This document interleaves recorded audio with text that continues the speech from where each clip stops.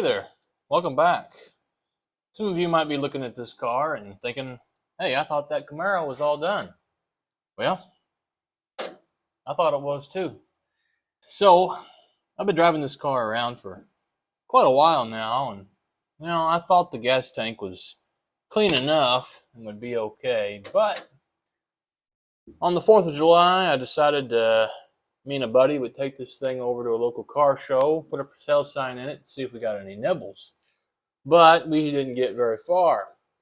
See, a couple days before, I had taken the car out, and well, I drove her a little bit harder than normal, and well, I think what happened is I sloshed the fuel around a little bit too much in the gas tank, and we sucked up a bunch of junk off the bottom of the tank. So instead of bothering with trying to clean this tank out, I decided that day I'm just going to buy a brand new tank for it. That way I can just drop the old one out, put the new one in. I've been there, done that, tried to clean up old tanks before, and sometimes you get lucky and they clean up okay.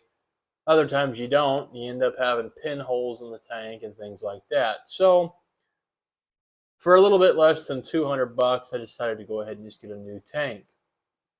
Right now what I'm doing is I'm going to go ahead and take the fuel line loose here at the filter. I'll use my electric fuel pump in this car to pump all the fuel out of this tank into some jerry cans. That way I can drop the tank easily. Of course, the last time I drove this car, I had to fill it up. So it's got a full 21 gallons of fuel in it. So without further ado, I will get started on this. Nice little trick for you.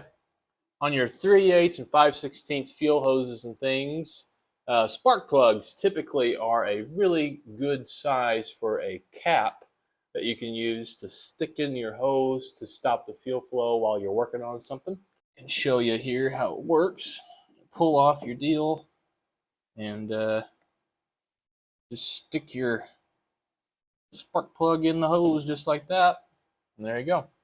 We'll have to get a little bit of hose to extend that. Not a problem. I got some hose right here.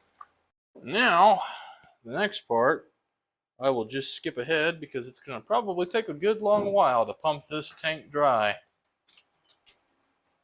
And there she goes. This filter should still be able to filter out most of the junk. Yeah, it's coming out pretty clear, pretty clean, so I'm not too worried about it. When we're all done with it, I'll go ahead and back flush my filter. That way I can get it good and clean again. I'll check back when it's all pumped out. All right, we've got it as pumped out as we can. I only spilt a little bit on the ground. It should evaporate here soon. Moving on under the car here. I've got all my fuel lines right here. I need to go ahead and get those loosened up. I'm gonna grab some glasses. Okay, let's see here. Ooh. All right, we got 3 of them on this car. So I guess this car would have originally had a return line. It's not in use anymore. Okay, here we go. Now, our hoses are loose. We can go ahead and drop this down. I think there should be a spot here for the wiring for the fuel sender. That is it right there, and then we have a ground wire right there. Now, I can go ahead and take these straps the rest of the way off. Right now they're just finger tight. I already loosened them up. Alright, let's see if this will come loose. That thing's really stuck. Oh boy, this is probably gonna be pretty bad when it breaks loose. It's amazing how these things will glue themselves to the body. Alright, let's get a pry bar. I am going to go ahead and take the straps off because this tank's going to have to go this direction in order to get the filler neck out.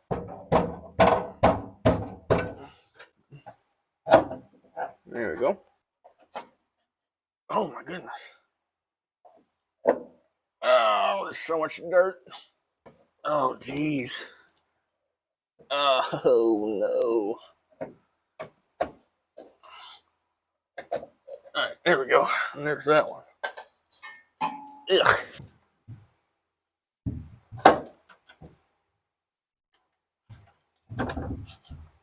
Mm. Oh, yeah.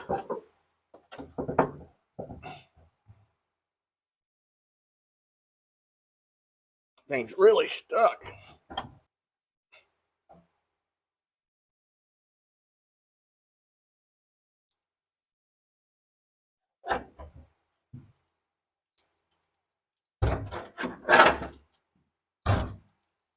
Oh, there she goes. All right.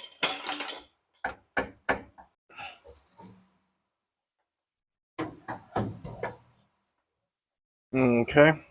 Here's where I find something that I forgot to take loose. There we go. All right. What we got under here? Oh, sweet. Looks good. Very good. I'm happy about that. Sweet. Here we are. Now, I'll go ahead and get my fuel sending unit out, see if I can still reuse that one. I didn't buy a new one, so shoot some penetrating oil on here. You'd normally be better off using a brass chisel, that way it doesn't have any sparks, but I don't have any brass chisels right now, so I'm just gonna have to take the chance. You guys can see there's a little lock ring here in the middle. You gotta take it loose by turning it counterclockwise. It's best to jump around.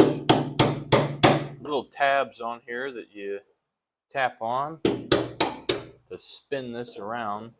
Sometimes they can be really stuck. This one here isn't, so that's nice. I'm gonna clean this one up. The fuel level sensor was still working just fine. The sock isn't punctured, but it is a little, well, actually, no, I take that back. It does have a little hole in it, but not a big one. Now, I would like to look inside this tank and see just how bad it is. When I dropped it down earlier, I could hear a lot of sediment down in the bottom. Oh, yeah. Not terrible, but I can see why it was sucking up junk. Yeah. There's not much fuel left in it. It's pretty well empty. It's pretty crusty, pretty rusty. Well, okay then. I'll save this tank. I bought a new tank for it. I didn't want to bother trying to clean this one up. I've been there, done that, and it's just not fun, and you end up spending a lot more time doing it than you'd like to. I've had them hot tanked before, and that's getting more and more expensive. You know, buying a brand new tank's really not that expensive for these cars. So, anywho, this is my new tank. It looks to be almost exactly the same. Very, very little changes. So this tube here is different on this one. So on this one, it just comes straight down. And on that one, it goes way over here and then has the hose hook up on that end. So that's one difference. Pretty happy with this tank as a stock replacement tank. I got this one from Jegs. I looked at a few other places and I was gonna get one from Summit. Summit has a deal where if you spend over $100, you get free shipping. And so I put their tank in the cart. It was $100 and something, I can't remember. Got to the checkout and they had considered this oversized. And so there was a $50 fee for shipping an oversized package. So the one from Summit was going to end up being like $220 after the shipping fee and all that. So then I found this one on Jegs, and Jegs's deal is if you spend more than $200, you get free shipping. So I put this in the cart, which was $100 and something, I can't remember. Then I put in a set of glass packs that I got for a different project. Just Jegs's super duper low buck glass packs with a louvered core. I prefer a perforated core, but they're getting pricier and pricier, and these dudes are really cheap. And I got myself a new water jug. All in, I got my tank, my water jug, and 2 glass packs for a little over $200. So I actually saved money by going with Jegs, and I got pretty much glass packs and a water jug for free. So I'm happy with that choice. This one is powder coated, which is awesome. I'm glad that they did that. I'm sure it's got some sort of coating on the inside of the tank. I'm not sure what. And it did come with a new O-ring seal and lock ring for my sending unit. Well, unfortunately, I have met my first obstacle with this new tank. So here's my gas cap. As you can see on this old one, it goes on real nice and smooth, and it spins all the way down and locks tight. But on this one, unfortunately, put it in, it starts threading, and it's not threading perfectly straight. It's kind of cattywampus here. But then I only threaded a couple threads, and then it gets too tight, and I can't actually tighten the cap all the way down to where the seal is inside the cap. I've already measured everything in here. Everything's pretty close. So I guess what's really going on here is probably where the threads in here and the neck must just not be like at the right pitch, is what I'm guessing. I'm guessing any cap I buy is probably going to be just like this one. So a tank issue, not a cap issue. I'm not sure what I'm going to do about that yet, because this isn't going to seal up. Whenever you take off real hard, fuel's going to slosh up, and we might lose a little bit of fuel out the fuel cap. I don't really want that. I will have to see what I can do to fix this. I may have to just take a little grinding disc, cut-off disc, and grind the threads to accept maybe just a bigger, I don't know.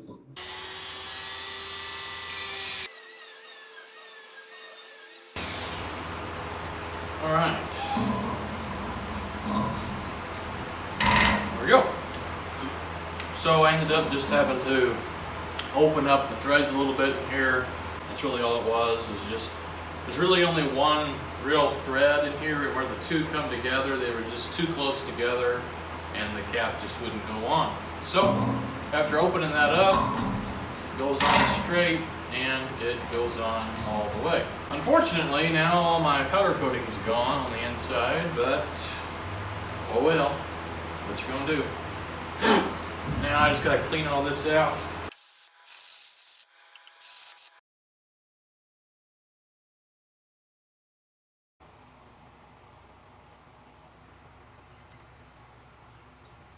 Got my new lock ring and my new gasket here.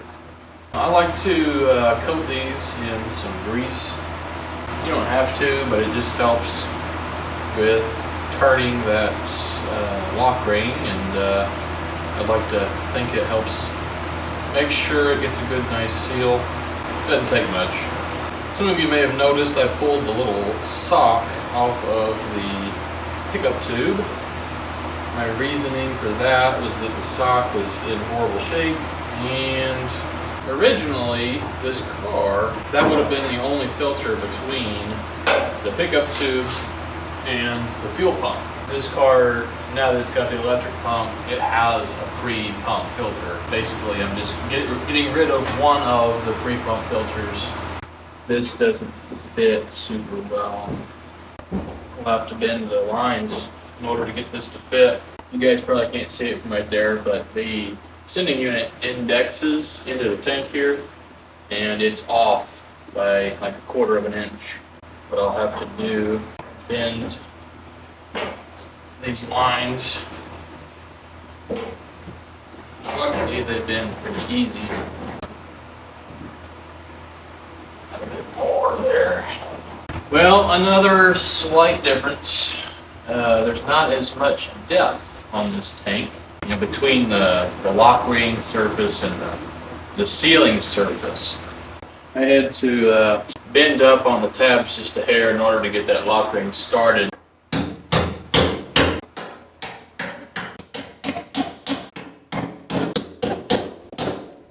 there we go. I'm just going to use the fuel inlet, is all I'm using. Everything else on this car has been capped and deleted, so don't need that. Don't need this one, just the main fuel line. And then the cap is a vented cap, so if those of you are wondering how the tank's going to vent, it is through the cap.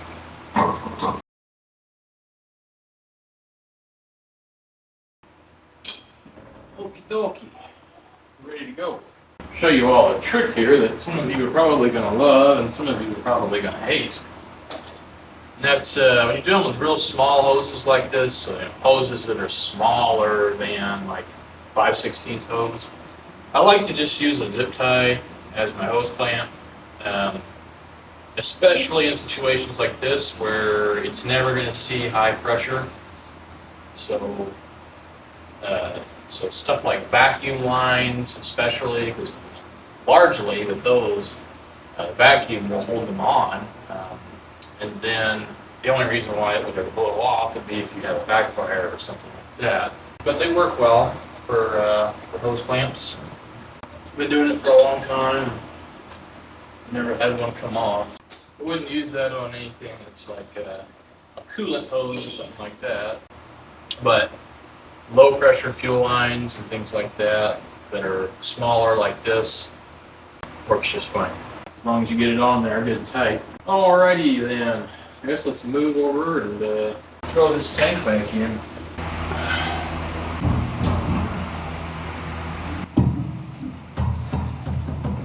Let's see if we can get this thread in.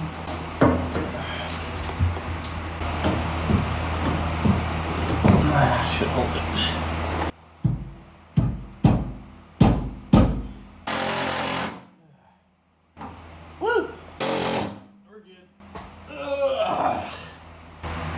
Now, I'll just plug in my fuel cylinder wire. Okay.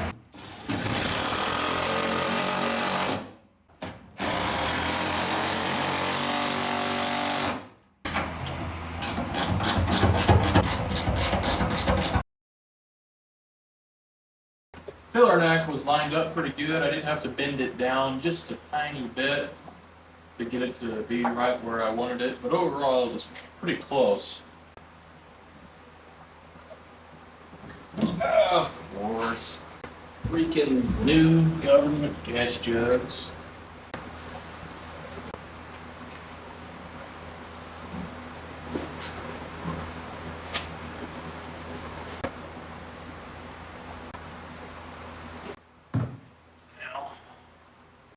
Go back flush my old filter.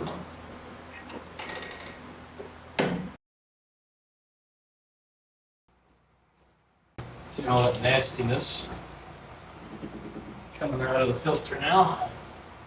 Oh yeah. I'll sit here and kind of wiggle it around, turn it. It's already just about there. It's already coming out nice and clear. I call that good. We'll go ahead and see how she runs.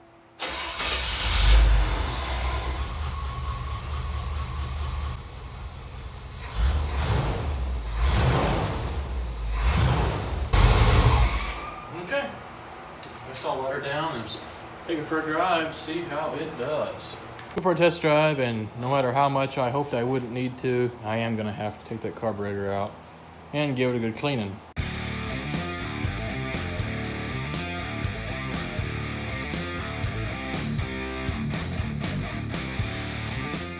pull this top off and let's see what we have. Okay. Alright, what we got? Needles are sticking a little bit. Yep, both of them are. Okay, now we'll pull them out and then we're good. Alright, let's see. Oh, there's so much junk Cool. Well, I'll bring you guys in here and show you what I'm looking at. You can run 3 filters on a car, which is what this car had before, and still get this much sediment into your carburetor, which is just crazy to me. But look at all that junk. Look at all of it. So I'll get this thing all cleaned out.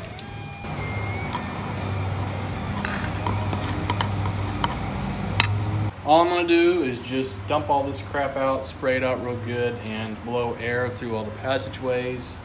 And then we'll pop it all back together. I am gonna clean out the needle and seat because they're getting, well, they seem like they're kind of sticky. Probably wouldn't stick once there was fuel pressure behind them, but I just would still like to get them cleaned up.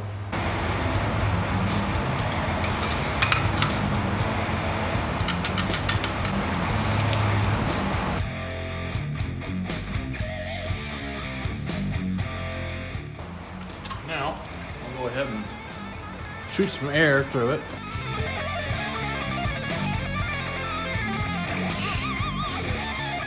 Now, just put it back together. Needle and seats are cleaned out and blowed out. Gasket's still in one piece, which is nice, so I can just pop it back on.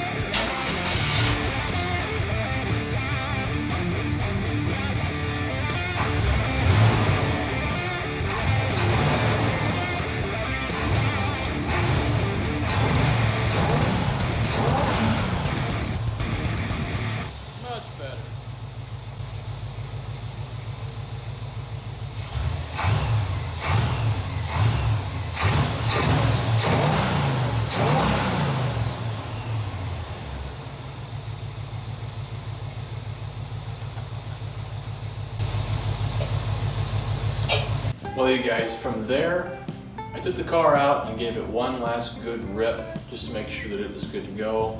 And then I drove it a few more times, taking it into town and back. But at this point, the car is gone. It has gone to its new owner, which I think is a very good fit for the car. A feller that used to have one and wished he never would have gotten rid of it. One thing that mattered a lot to me is the fella that bought it, his plan with it is to just drive it and have fun with it. And that's what the car is made for, is to get you where you need to go and have some fun doing it. And the reason I say that is, you know, I had 4 or 5, a good handful of people that looked at the car that their plans for it was to build a drag car. And I love drag racing, I love drag, you know, building drag cars, that stuff's fun, and it's got its place. But it just felt weird to me to turn that car into a drag car, as it was just a good driver. And you can do whatever you want with cars, you know, at the end of the day they are just pieces of metal, plastic, and rubber. You know, it was just, it would have been a shame to me to see it get cut up. Whenever there's so many out there already that already are cut up and you can just buy those. So I'm glad that it went to somebody that's going to enjoy it. I sure had my fun with it. It's a little bittersweet, but I bought the car, you know, planning to sell it. Sad to see it go, but I'm happy to have food in my pantry. So, well, with that, guys, that's the end of the Camaro saga. I'm sure I'll do more of them in the future. I hope you've enjoyed watching. Stay tuned for the future cars, because, man, I've got a lot more of them to do. And there's a lot more of them out there that are worth doing. So, stay tuned for that, and thanks for watching.